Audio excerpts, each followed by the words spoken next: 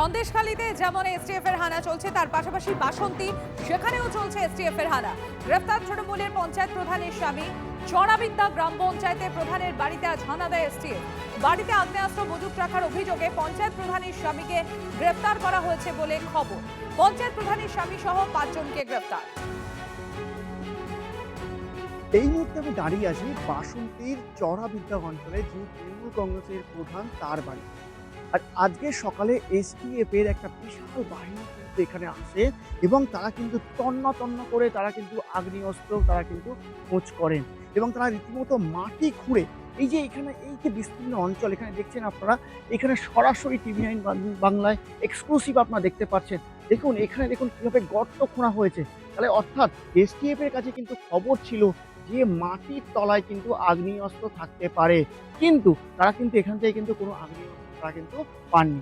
তৃণমূল কংগ্রেসের একজন পতাকা কিন্তু এখানে পড়ে রয়েছে, অর্থাৎ রমজান মোল্লা যে সক্রিয় একজন তৃণমূল কর্মী তা কিন্তু আমরা এখান থেকে জানতে পারছি। এবং এখানে রীতিমতো তার ঘরের মধ্যে কিন্তু তছনছ করা হয়েছে এবং এখানে কিন্তু আসবাবপত্র, বই খাতাপত্র সব ছিন্ন ভিন্ন হয়ে রয়েছে এবং সমস্ত কিছু কিন্তু তছনছ করা হয়েছে। অর্থাৎ তারা কিন্তু আগ্নেয়াস্ত্র খুঁজলেন। দক্ষিণ 24 পরগনার বাসন্তী থেকে দেবব্রত মণ্ডল, টিভি নাইন বাংলা। দেবব্রত, বাসন্তীর যে চড়াবিদ্যা গ্রাম পঞ্চায়েতের প্রধানের বাড়ি, সেই বাড়িতে তুমি পৌঁছে গিয়েছিলে, সেখানকার ছবিটাও তুমি আমাদের দর্শকদের জন্য তুলে ধরলে। আপডেট কি রয়েছে এখনো পর্যন্ত, কি কি পদক্ষেপ করা হয়েছে এই চড়াবিদ্যা গ্রাম পঞ্চায়েতের প্রধানের বিরুদ্ধে?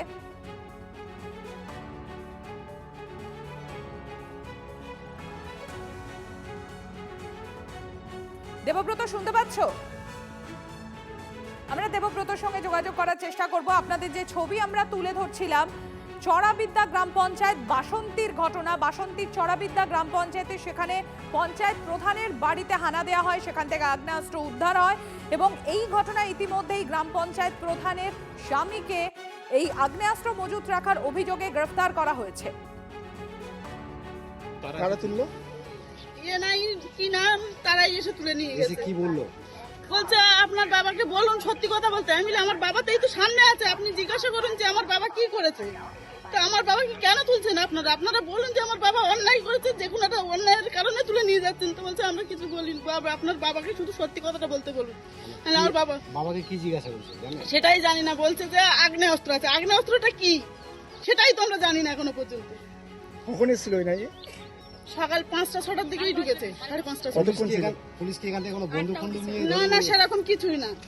কি নিয়ে গেছে এখান থেকে? এখান থেকে কিচ্ছু নিয়ে যায়নি, শুধু আমার বাবাকে তুলে নিয়ে চলে গেছে। আমার বাবা হার্টের পেশেন্ট। আপনার বাবা কি করতেন, কোন পার্টি? টিএমসি পার্টি করতো। প্রধান ছিলেন? প্রধান ছিল। আপনার এই বাড়ি ছাড়া আরো 2-3টে বাড়ি আছে না? একটা বাড়ি আছে, বাজারে পাম্পের বাড়ি আছে। এইখানটা কি গর্ত করেছিল? এখানে গর্ত করেছিল? হ্যাঁ। কি খুঁজছিল? কি খুঁজছিল আমি জানি। আচ্ছা, এটা কখন হয়েছে এখানে? সকাল সকালবেলা কটার দিকে তাও? 6টা।